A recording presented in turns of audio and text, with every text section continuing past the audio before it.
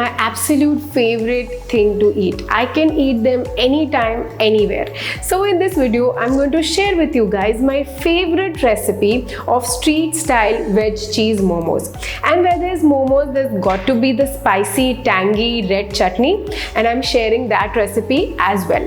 Now, a lot of times the covering of the momo becomes very chewy and rubbery after a while, but in my video, I'm going to share how you can get a soft and supple momo covering and a juicy veg cheese filling every time. So don't forget to watch the video till the end. Now before I begin, quickly go and subscribe to my channel and hit on the bell icon so that you are notified every time I upload a new recipe. Are you done? Okay, now let's start making the recipe.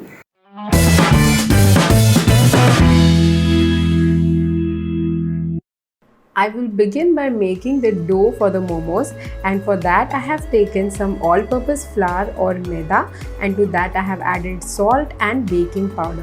Baking powder is the secret to get soft and supple momos.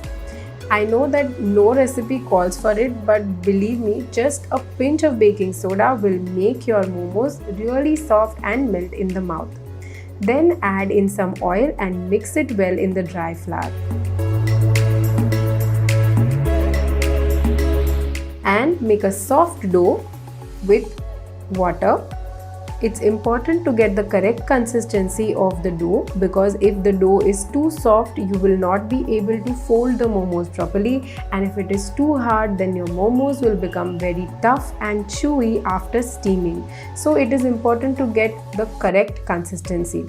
You can have a look at the consistency on the screen. This is what you want your dough to look like before it has rested. Now just apply some oil all over it, cover it and keep it aside for half an hour, and after half an hour you will see that the dough will become even more soft and stretchy. To make the filling, I have taken some minced cabbage, minced spring onions, ginger, garlic and salt. If you have some old cabbage in your fridge, then use that for this step. I'll tell you why shortly.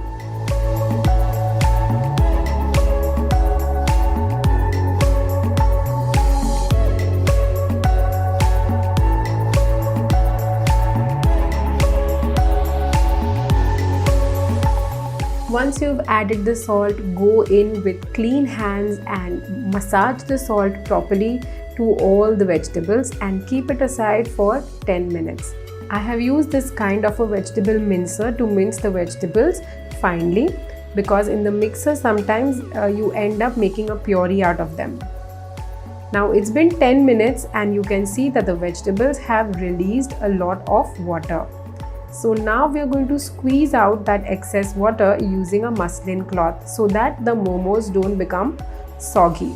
Now at this stage, if you were using fresh cabbage, then a lot more water would have been squeezed out of the cabbage, but because I am using slightly old cabbage, the water that has released is much less. So that is why I prefer to use slightly older cabbage.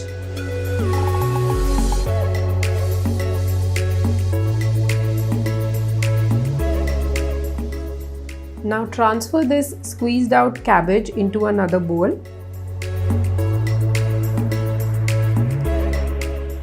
And now we are going to add the finishing touches to the filling. For that I am adding this butter.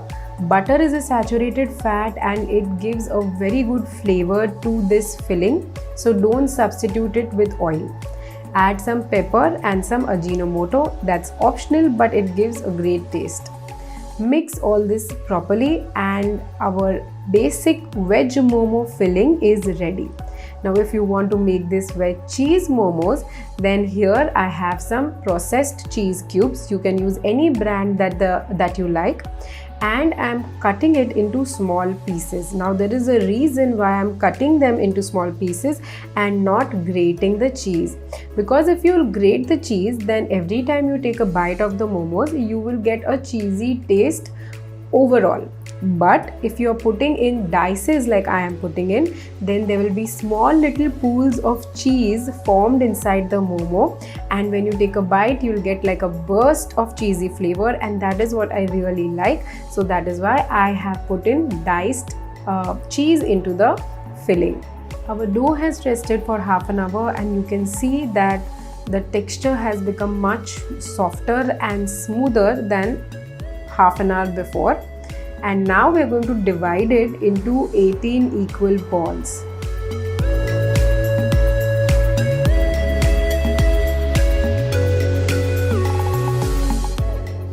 Take one small ball of dough and roll it into a thin, flat, roti-like shape. While you are rolling one ball, make sure that you cover the other ball so that they don't become dry. And try to roll this as thinly as possible so that when you bite into the momo you don't taste a lot of dough or covering, and try to keep the edges thinner than the center. Now using a spoon, pack the center of the momos tightly with filling. So there should be a good quantity of filling, and then wet the edges with some water and fold the momos like I'm showing in the video. Now why is it important to use a proper quantity of filling inside the momos? Because if the filling will be very less, then after steaming the momos will lose their shape. They will become hollow because the vegetables inside have cooked and they have shrunk slightly, and the momos will lose their shape and they will not look very nice after steaming. So that is why fill the momos properly and seal them tightly so that they don't lose their shape after steaming. In this way, make all the momos, and in between when you are making the momos, make sure that you rub all the momos or brush all the momos with oil so that they don't dry out. If possible, you can place them in a closed container.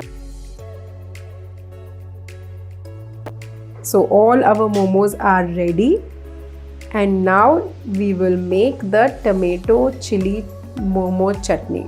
For that I have taken some Kashmiri chilies which I have soaked in hot water for about an hour, and we are just going to make a paste out of these chilies.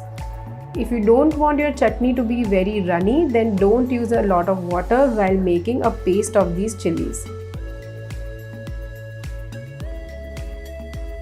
In a wok, heat some oil. Once it's hot enough, add in the ginger and garlic.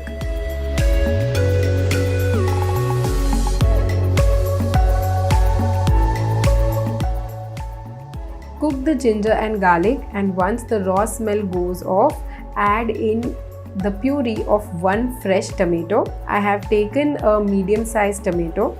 And then once the tomato has cooked well, add the chili paste.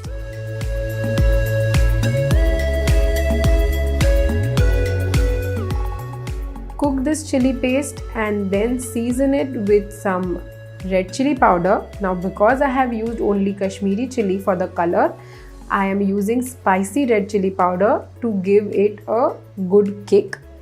If you are using spicy chili to make the paste, then you don't need to add it.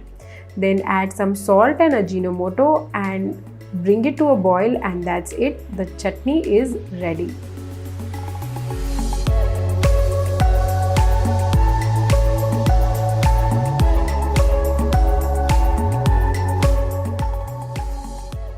Now bring your steamer to a boil and then place the momos and steam them only for 5 to 7 minutes. Don't over steam the momos because they can become chewy and rubbery if you steam them for a very long time.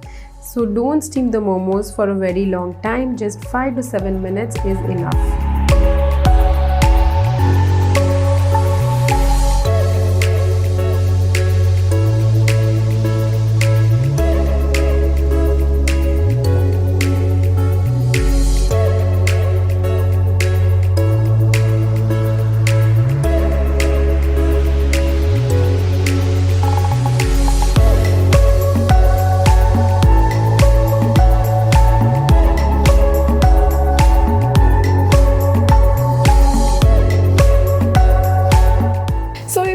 like this veg cheese momo recipe, then please share it, and don't forget to tag me on Instagram. My handle is @chefhasti whenever you make my recipe. I'll see you with another interesting recipe very soon. Till then, happy cooking.